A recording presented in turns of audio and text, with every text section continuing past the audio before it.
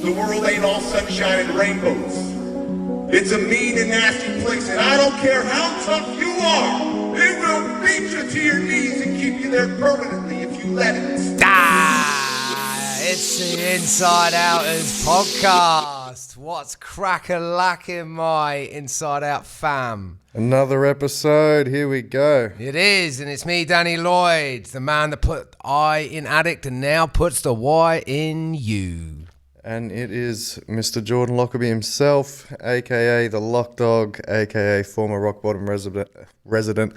I get it wrong every time. Every time, bruv. But at least I'm consistent. Here we go.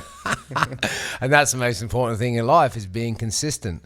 So anybody that's joining us for the first time and hasn't listened to this before, we have decided to create a podcast off the back of the business that we run, helping people, and we created this podcast to open a safe space for people to come and have a laugh, but also learn a lot about mental health, addictions, and many other facets of life that we are constantly struggling with, and hoping to show a lot of vulnerability, both from me and the Lockdog and also from our guests that we get on, so that you can also feel safe to open up about your mental health. So talking on that, how's your mental health today, Lockdog? I would probably say it's good. It's good. I'm upright and breathing. Definitely stat gratitude this morning. I'm alive. I'm healthy. Moving forward, progression in the world. I think it's key to happiness. I'm progressing, moving towards what it is I desire and dream to achieve. Yep. And here we are, another episode. So, could be worse. It could be worse. It could be worse. Stack gratitude, right? So what's that? What does your morning routine look like, Lockdog? Before business or now during business? Just when you've got it down packed, however you want it to be. Oh, look, it's definitely not a set in stone structure, but I try to make sure first thing in the morning, so it's a little bit weird, but it's my weird thing I do, is, within the first minute of waking up, as I'm switching on, I just tell myself that today's going to be a great day. Nice. And I like to think that throughout the day, unconsciously, my mind's looking for what's great about the day. Yep. That's nice. That's nice. I think that's very important to understand, that if you do not program your mind will be programmed. And so the first 5 minutes when you awaken in the morning are the most crucial for you being able to get the most out of the day. A gentleman that I've come to become good friends with, who has a business called Well Team. His name is Troy Flower. Look him up, very knowledgeable man. And he explained to me the importance of circadian rhythms and making sure when you wake up, instead of putting lights on in your house or looking at your phone with that really unnatural light, he just said, open the blinds or go stand outside and just let your brain come into the day for the first few minutes with natural light as it comes up, which is even better now because we've got the summer. Well, I don't want to curse it, but it looks like we've got some sort of summer coming along at this point now in Adelaide. Yeah, we get the summer about once or twice a week if we're lucky. I moved over here from the UK to be able to have all of the summers, and at the moment we seem to be going backwards, and the UK now has all the summers. Yeah, but carrying on what you said, it's 100% true. I've looked into it. Not only have I heard it from you, repeating it from Troy, yep, but I've also heard neuroscientists on podcasts and stuff talk about it. So I haven't actually studied it as a professional, but I have seen that just putting yourself out in the sunlight first thing in the morning, yep, helps you remove the sleep chemical. Yep. I think, there's things that I do on a day-to-day basis at the moment just to get through as we build our business and our brand and all the things we're doing. And so some days I have to go out and I do quite thankless tasks that could easily affect my mental health and positive mind. But I just approach things with an attitude of gratitude as best as I can. and just try and see the good in every day, even if it's not a good day, you know. I think it's really important. It's a very simple thing, but I think it's something we forget to do enough, you know. Oh, massively, man. And you know what? I read some great thing the other day. I can't remember who had quoted it, but it said something along the lines of, there's someone somewhere laying in a hospital bed which would switch for your position right now. Yep, exactly. So on this episode, I would like to prod and poke a little bit further into the Lockdog's life, because I think it's really important in the early juncture of this podcast first season that the viewers and listeners get to know who we are before the guests come into the picture, so that they can understand that, you know, we're not just a pair of randoms. Like, we actually know what we're doing, and you know, we've been through some things. So I was hoping maybe I could have a yarn with you again, Lockdog, and probe a little bit more into your life. Yeah, I just want to retract like a few moments. I disagree. I think we are random, but we are... Oh, we are random. We are randoms on purpose and with a purpose. Yeah, definitely. There's no doubt about that. So, who is Jordan Lockerbie? You know what, to be honest, I dislike this question, but I'm going to try and answer it because it's so hard to sum up exactly who I am without talking from the point of view of who others think I am. But if I could put it into words, I would like to think that I am a kind person. Yep. I'm passionate about my mission to help others.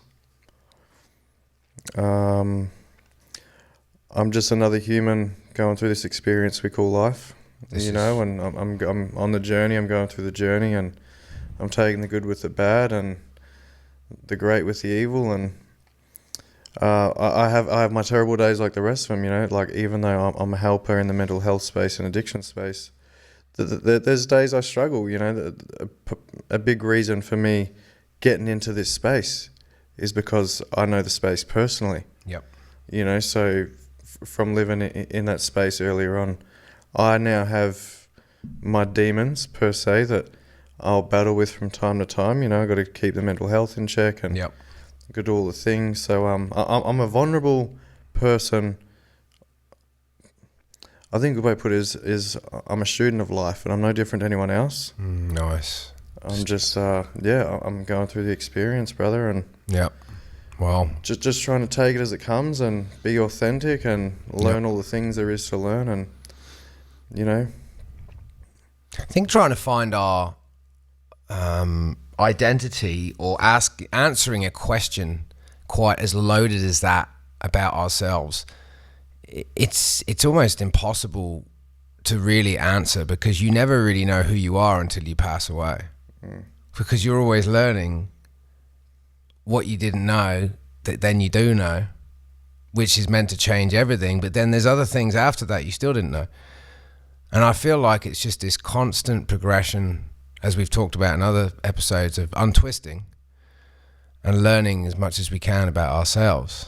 So yeah, no, I wanted to ask you that, because I know in recent times you said to me, I don't know who I am. Like, I know who everyone thinks I am.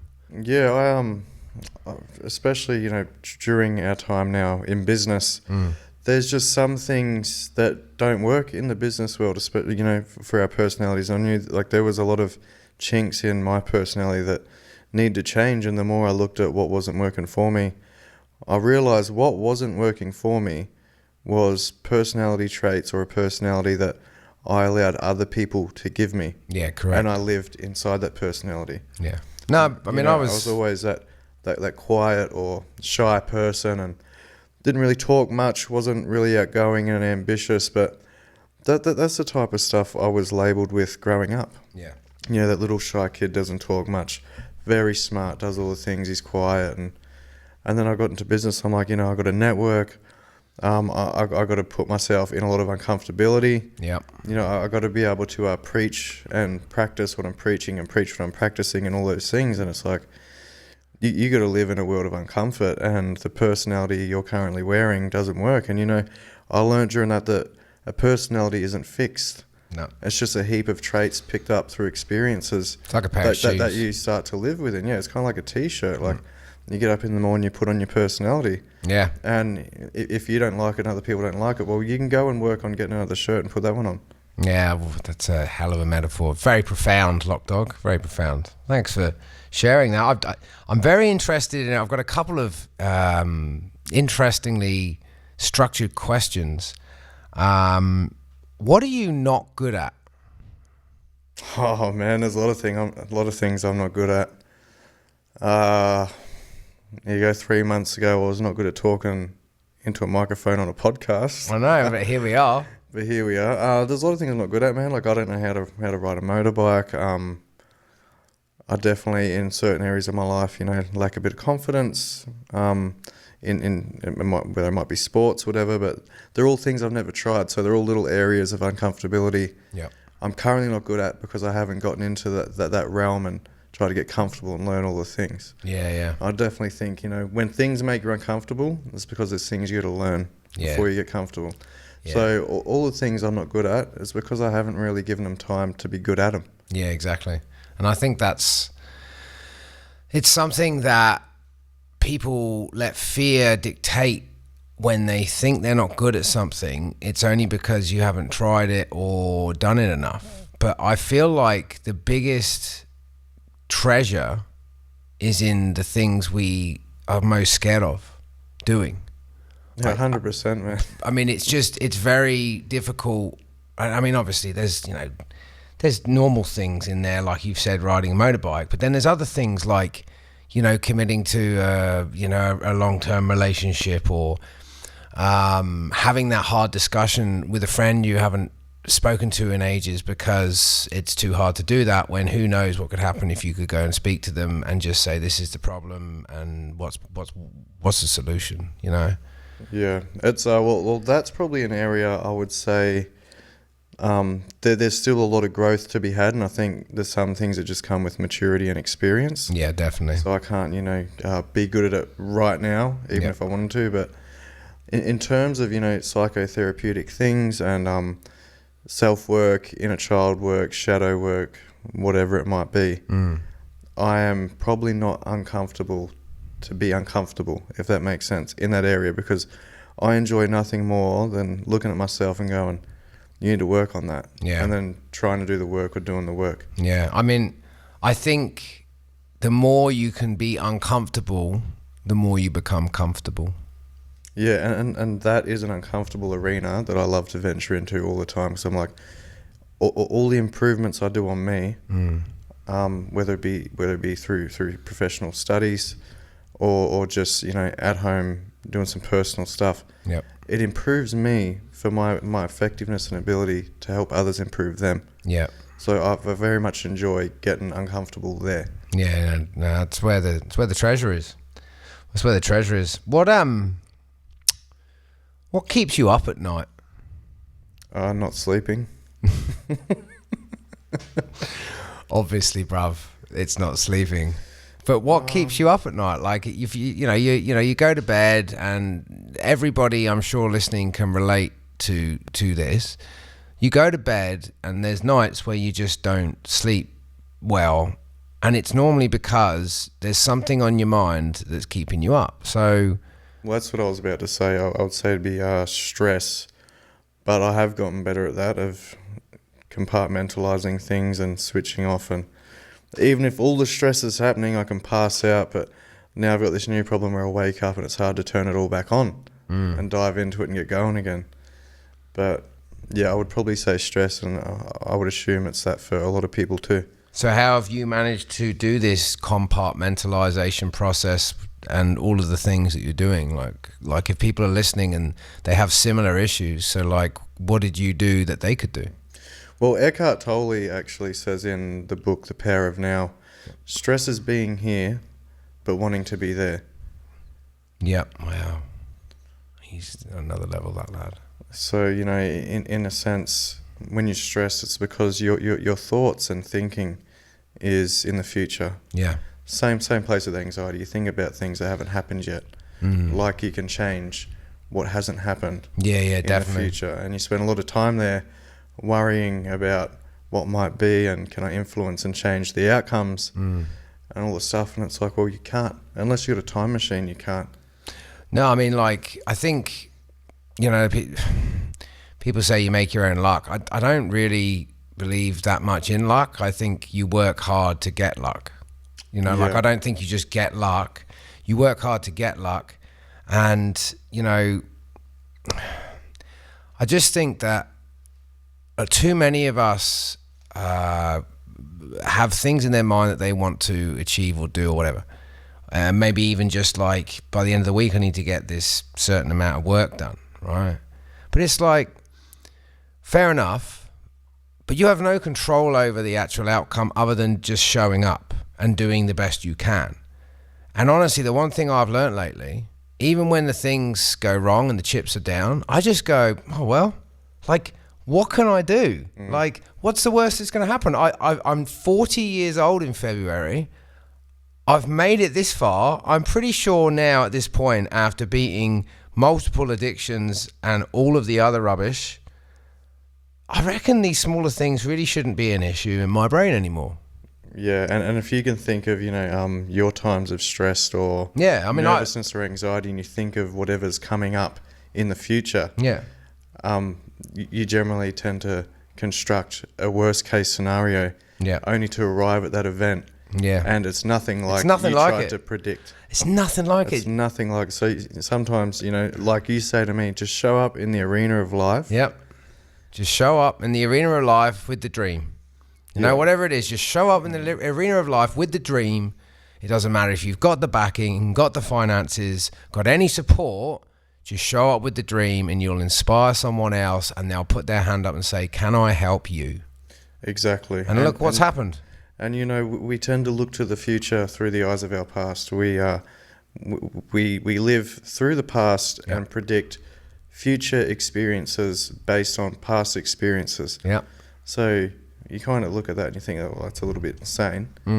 Because, you know, you're trying to construct what might happen based on past experiences. But if it's something that's never happened before, then you leverage past experiences that aren't the same to come up with some bullshit story and stress yourself out. So my answer to your question about 3-4 minutes ago is I just live here. Like there's no worry here. Yeah. There's no stress here, you know, in the present. And it's the same with, you know, looking at past stuff and going, oh, I wish I'd have done things differently, and getting depressed or living in a state of regret. It's like, it's done. Nothing happens in the past. There's no time machine. You can't go back and change it. Nothing happens. All you can do is reflect and go, okay, there's room for improvement. Yep. And when that experience from the past comes up again in the future, I can maneuver differently. Exactly. Nothing happens in the past, you know. So what's your biggest fear? The first thing that come to mind was centipedes. Centipedes. Yeah, they are. There's too many legs on them, mate. My last experience with centipedes, there was so I was out in the wilderness. In the wilderness? What are you, fucking Bear Grylls? No, I was camping in the Australian outback.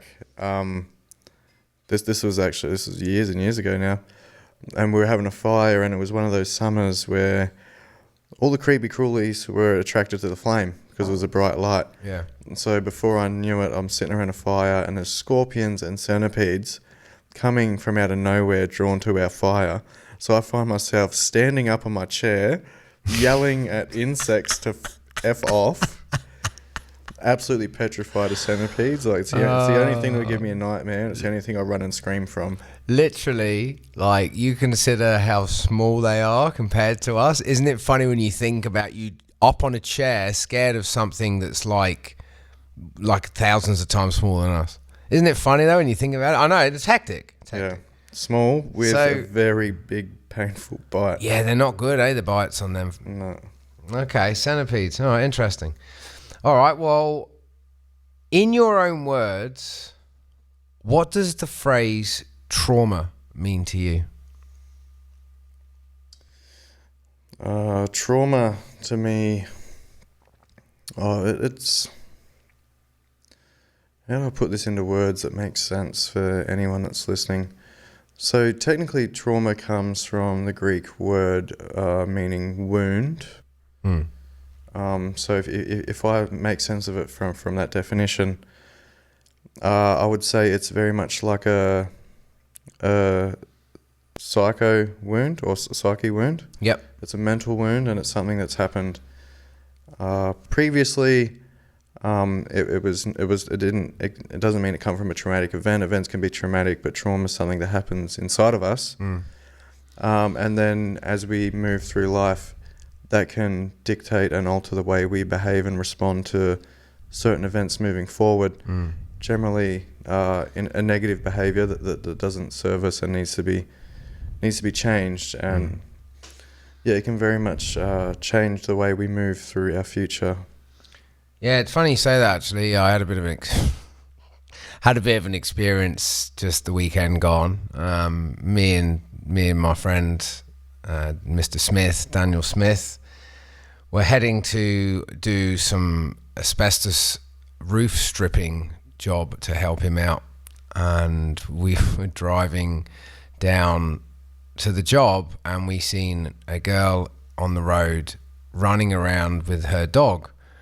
And we thought maybe she was high on drugs or something, because it was like 6:30 in the morning. And then very quickly I realized it was actually a dog attack. Anyway, long story short, we pretty much abandoned this massive truck in the middle of the freeway, jumped out, and he went and grabbed her away from the dog, and I ended up in the bush fighting this Alsatian dog. And she was so traumatized by this event, she was trying to climb down like he was a tree, and she could get to the top of him away from the dog. I didn't really think about it very well, and I was in the bush punching on with this dog to try and keep it away from her. But my point being is that, and I said this to Dan after we got her to safety and got her on a bus, because she was going to work, and she can't have been more than maybe 20, 21 years old. I said to Dan, I was like, that girl will probably, unless she gets some professional support in the short term, never ever go and get on a bus to go to work or use public transport again.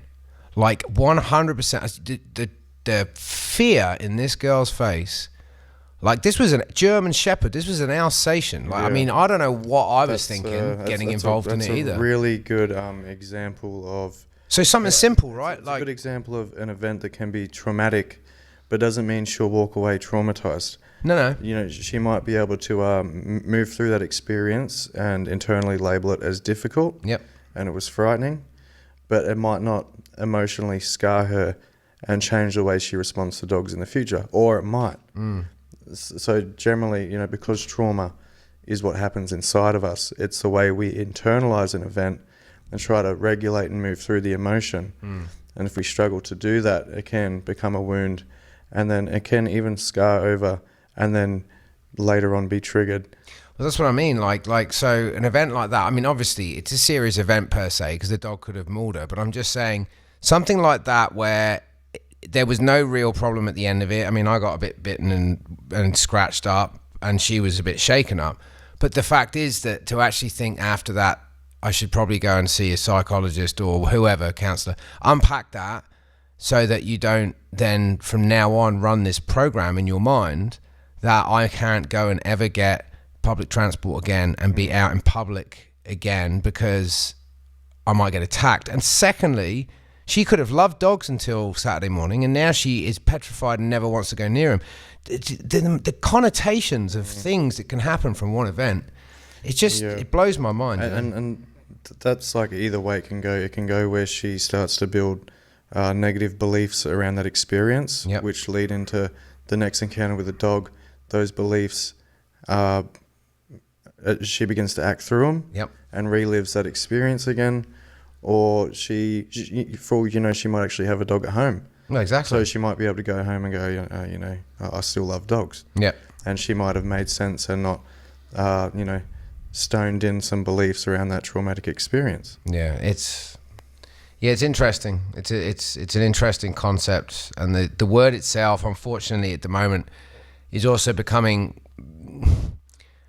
almost too widely used, because people do have trauma, but not everything is trauma or traumatic. But that's something for another day. Tell me something you think is true that almost nobody agrees with you on. Oh, you're going to forgive me a second.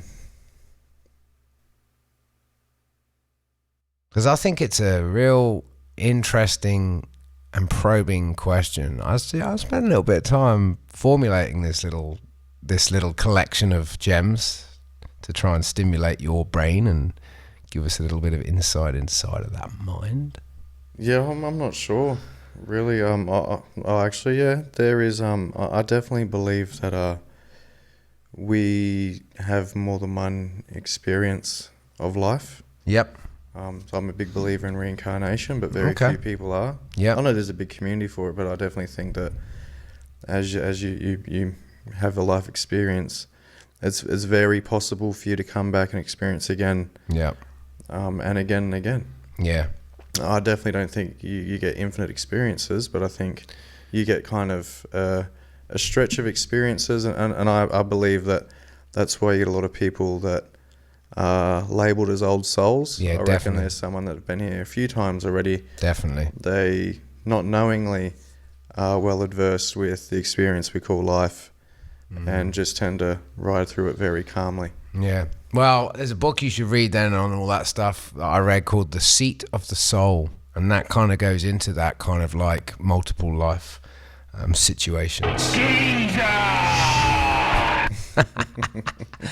Oh, I love it. All right, well, I'm feeling like we might take a little swing left for a minute and give it one of these ones, bruv. Read all about it. Read all about it. It's the news of the week. It is, and just to say, I'm pretty happy so far. I haven't messed up any of the sound effects this last 2 weeks. I've managed to do that. You're doing pretty good. I'm doing all right, eh? Look like I'm a professional in that, all in this. So, news of the week is an extremely interesting article. It's not about people fighting over rainfall.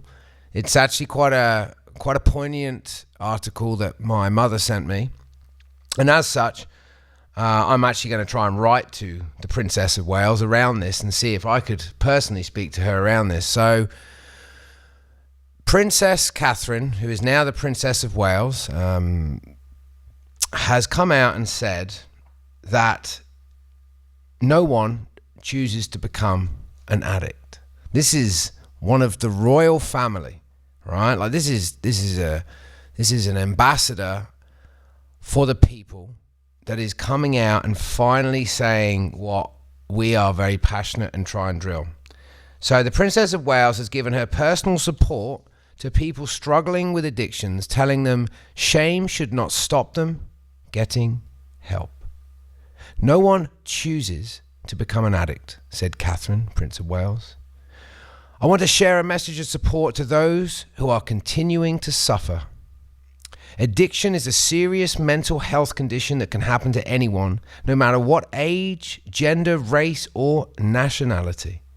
Recorded earlier this month at Kensington Palace, this was the first such personal video message from Catherine since she became the Princess of Wales, who, our last Princess of Wales, who can forget that amazing woman that unfortunately we lost, who was my mother's idol, Princess Diana. So good to see she's carrying on some of that great work. The Princess is a patron of the Forward Trust charity that tries to break the cycle of addiction, and said, I want you to know that this is also a serious health condition. Jesus Christ, thank God. Somebody with a platform has said it. It's a health condition, bruv. Yeah. Like, it's a serious health condition. Nobody wakes up one day from a perfectly normal life, per se, normal, whatever normal is, and goes, yeah, I reckon today I'm going to go and mess my whole life up and just ride it off with drugs, alcohol, or gambling, or many other choices, whatever they may be. Like, no one does that, bruv. No, and it's medically labelled a disorder under mental health, but we fund it and treat it as if it's a moral choice still. Yeah. And you know, that's the problem, is we're treating it still like it's an individual recovery, when it's only going to ever be fixed by having a social recovery approach. And I just think that it's very poignant that, as I feel people's higher consciousness is kind of switching on, and we're kind of getting a little bit out of our own ways and seeing the bullshit for what it is in this world, that this young lady has come out and used her platform to finally highlight an area that is the most underfunded, underrespected, underprivileged, and underprepared of all the sectors that get funding, not only in Australia but around the world. You know, mental health is funded a lot more than addiction. Disability is funded a lot more than addiction. So many different areas are funded hugely in healthcare, and this is basically barely funded because it's not seen as healthcare. And 3 degrees of separation, bruv. Yeah, well, it is treated as if addiction is separate from us. Yeah. But, you know, with it considered as a mental health disorder, if it's mental, it's part of us. Yep. It should not be siloed and separated. No, not at all. We should be treating people holistically as a whole. Yep. You know, in health and wholeness, man. Well, you know, she just to round it off, she said that she said, please do not let shame hold you back from getting the help you so desperately need. She warned that the negative public attitudes stopped people seeking advice and meant people are still tragically losing their lives. And the campaign is called Reduce Prejudice. Now, if we can have campaigns out there for many other prejudices being reduced and addressed, quite rightly so, in things such as racism, homophobia, and all these other things, which all need backing because that prejudice is unacceptable. What is the difference between somebody that is basically detached from themselves now and is imprisoned in their own mind and tortured? You know? So, good on, Princess Catherine. That's incredible. It's definitely a right step towards how we should be treating it. And I definitely think an article like that from her is a great way to minimise or reduce the current stigma that people with addictions live with. Yeah. It's definitely a big prevention to people accessing treatment or getting effective treatment. There's a lot of people that view addicts as a moral stain on society. Yeah. And it's just not, it's not the case, man. Like, you don't have somebody that walks into a doctor's clinic, right? And they go in there and they said, you know, I'm grossly obese and I need help.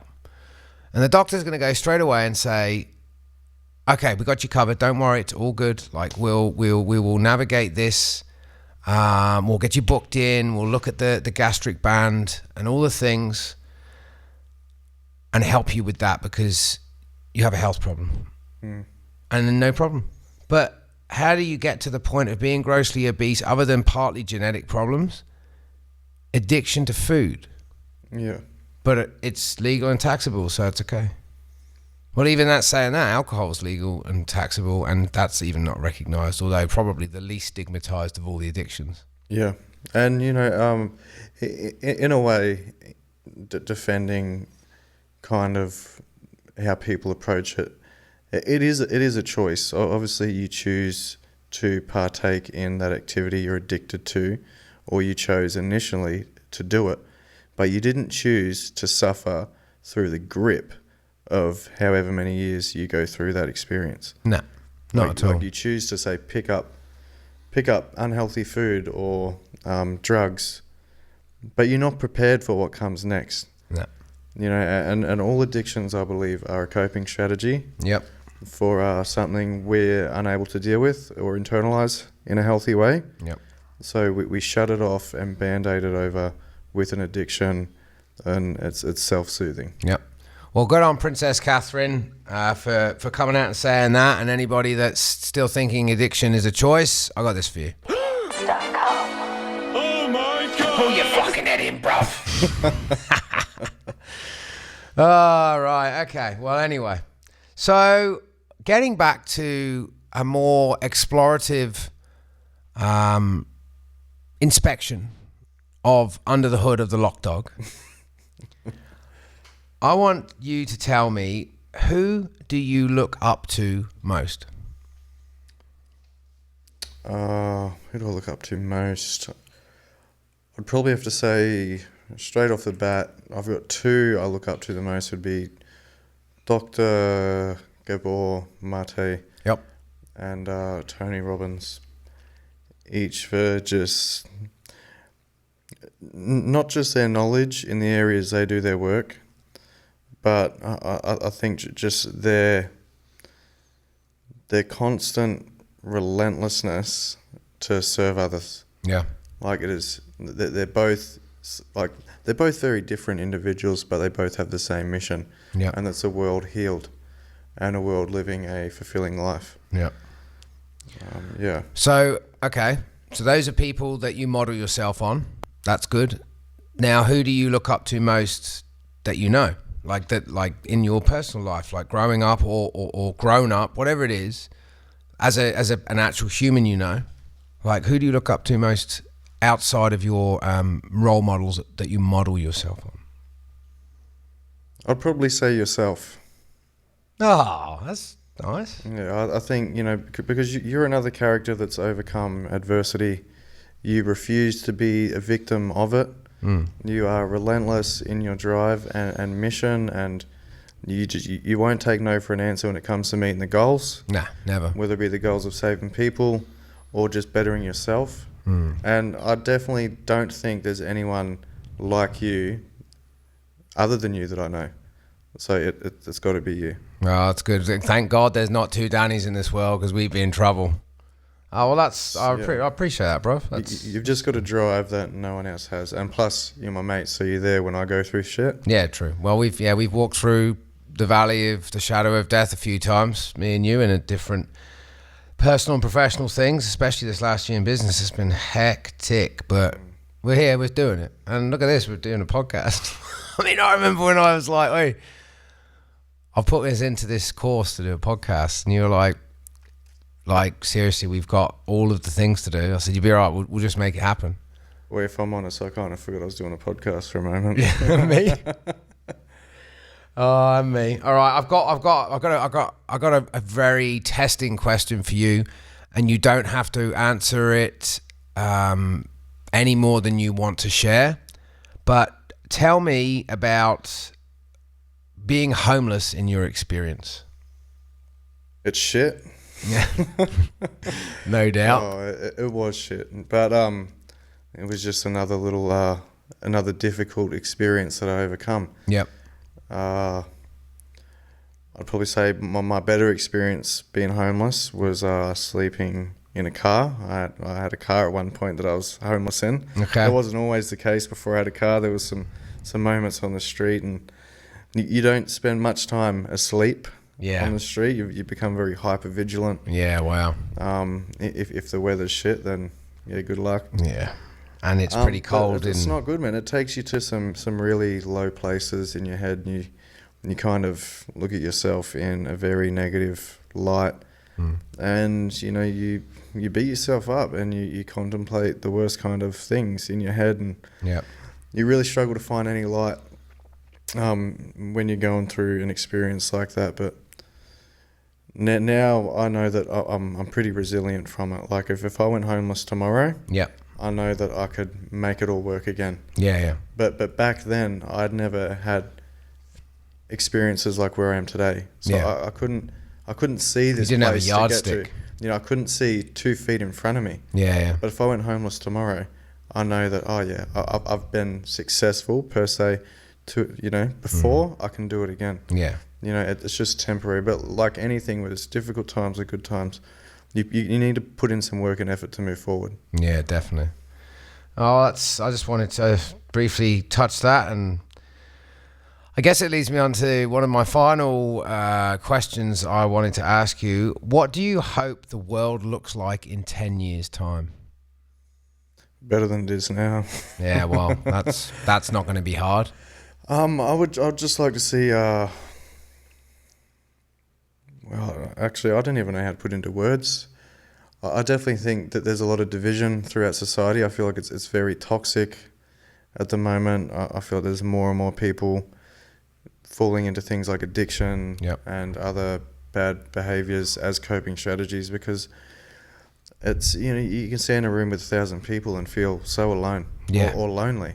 Oh man, I've lived in a city with millions of people and felt lonely. It's and there's a lot of people that they can't have an open conversation with another person. No one wants to listen. There's very little compassion for one another, and it's shit, because I see it in my role, and just letting someone speak for 5 minutes and get everything off their shoulders or their chest and feel a little bit lighter. They look at you like you're some higher being. Yeah, I know. It's like, all I did was open my ears and shut my mouth. Yeah, but people are near impossibly to do that. It's actually one thing that I've had a crash course and been taught very well by you, is to just listen more.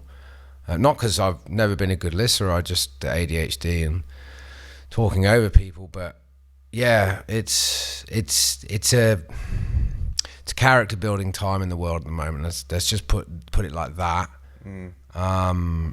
I think we were going in a not so great direction before the COVID pandemic hit, and I feel like that really just stripped away anything people were clinging to. Yeah, in terms it was the last rock. In terms of feeling like they were independent, had a little bit of movement and power in their own life and control. Yeah, and were able to be heard. When those lockdowns happened, you were jammed in your house. You were told, these are your new human rights.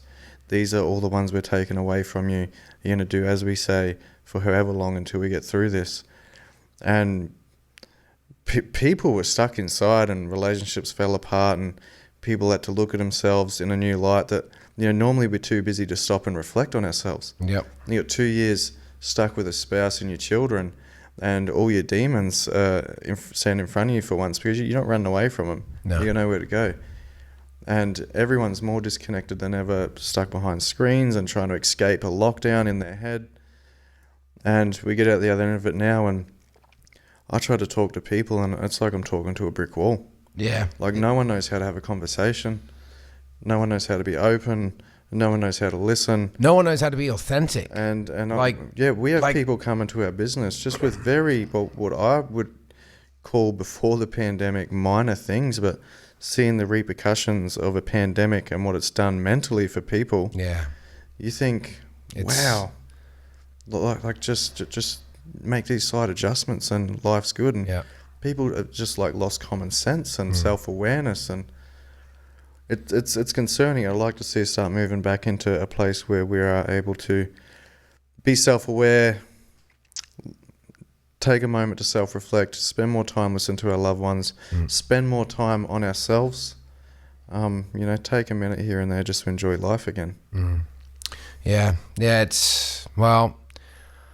I hope to see in 10 years' time a world more connected face to face and less connected online. That's what I hope for. I'm not saying it hasn't got a place, so anybody listening that starts getting triggered, just back in your box.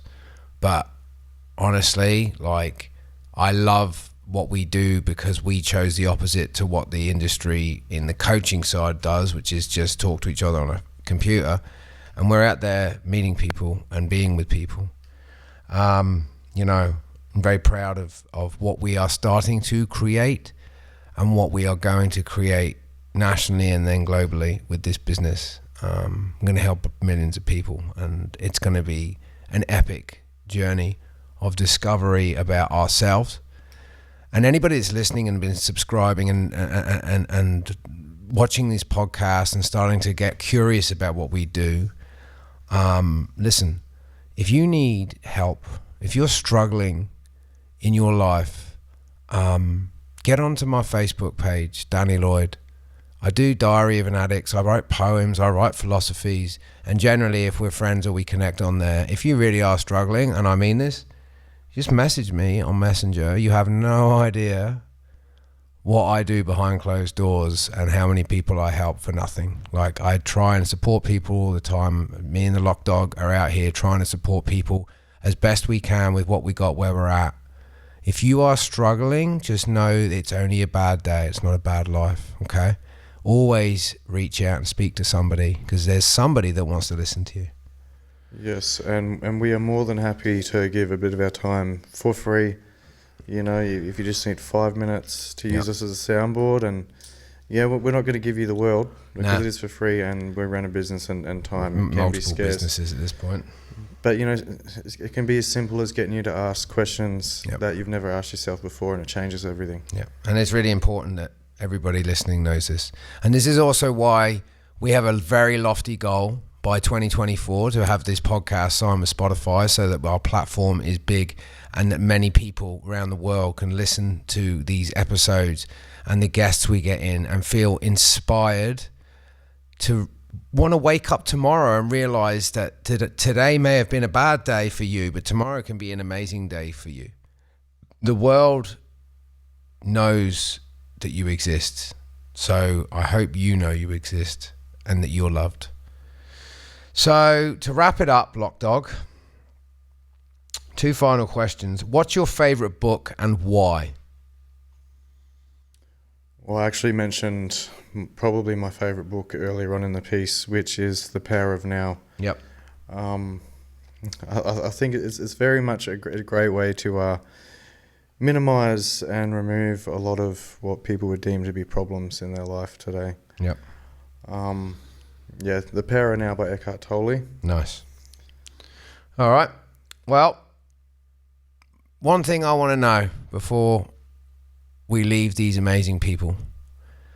What's the one statement or saying that you always go to for strength or hope when things are feeling hopeless or dark? Yeah, that's a good one.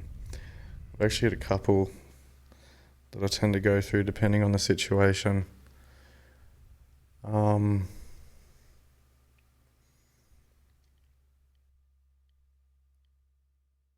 Yeah, well, you stumped me. It's just that the reason I asked is I feel that words are weapons, in good and bad ways, and sometimes the words can be used as weapons to fight off the black dog. That's actually really random because I was fighting a black dog at the weekend trying to protect someone, but the black dog being depression or bad thoughts. Yeah. And I've surrounded myself with quotes, statements, sayings, and they literally spike some sort of dopamine or something in my brain when I read them, and I feel that's why I write every day as well. And I write poetry and I write philosophy, and then I share it hopefully around anyone that wants to listen. Yeah, no, I think probably not so much a quote, but when I am having an off day, I tend to just kind of ask myself where my focus is. So I generally have a few questions I'll ask myself, and if I'm feeling anxious or depressed or frustrated, any negative emotion, I just tend to go, and where's your focus? Because if you're anxious, you're thinking too much in the future. Yeah. If you're depressed, you're thinking too much in the past, and just bringing myself back to being present. Yeah, which is the gift, right? Yeah, that's why it's called present. Changes everything. The gift. Yeah, so there's probably not a quote that I go to. It's probably just a set of questions, just to make sure I'm living in the here and now. Because in the here and now, for example, this room, what's there to be stressed and anxious about? Or what's there to be depressed about? There's nothing wrong in this moment. No. Oh, well, there's some lyrics I wrote in a song once that, even though I know they're my lyrics, I actually have always enjoyed going back to them. And I always actually tell a lot of my clients at the start of their journey when they're struggling, which is, everyone wants happiness and no one wants pain. But you can't have the rainbow without that little rain. Yeah, that's a good one. You know. Oh, actually, I've got it. I love this one. It's better to be a warrior in a garden than a gardener in a war. There we go. And I think it's one of those sayings that you can say depending on the situation you're in, and it brings different meanings. Like if I was to compare that quote to what I just spoke about with kind of where I go about am I present, am I not? It's just always being prepared and being a warrior in the garden of my mind. Yeah, exactly. You're always prepared to hold back the negative bullshit that comes along from day to day and mitigate the negative influences that we have around us. And there's plenty of them. Well, Lockdog, I appreciate hanging out today. I completely forgot we were doing a podcast at some points of this today as well. So that must be a good thing because it's becoming very organic. I want to say quickly on our way out of here that we thank everybody that has been supporting us so far in this podcast journey. All of the amazing comments and messages we've got, and we've got like 26 people now subscribed to the channel and all the likes. So if you're listening, you're watching, and you're viewing this, I ask you to keep supporting your boys. Keep subscribing, hitting the like, sharing, tell people about it, spread the word, and do us a favor on this one when it's released. In the comments section on the YouTube channel that you're watching this on, I want you to write questions that you would like us to answer for you so that we can try and serve you as much as we can. So if there's anything on your mind, any worries you have, any problems you have, any things you're facing, please leave comments in the YouTube channel section for this video. And the next episode, we will endeavor to answer some and start helping you even more than we do. Yes, if you are having the wrong conversations with yourself, it is time to start having the right conversations with someone else. That's nice. All right, well, listen, you legends, take care and be kind to yourself and smile often. And we'll see you next time on the podcast with us. Thank you for joining us, Lockdog. Thanks for having me, Mr. I. Mr. I in Addict and the Y in you. You, me, nobody is gonna hit as hard as life. But it ain't about how hard you hit. It's about how hard you can get hit and keep moving forward. How much you can take and keep moving forward. That's how. See you next time for the InsideOutrz podcast. Game over.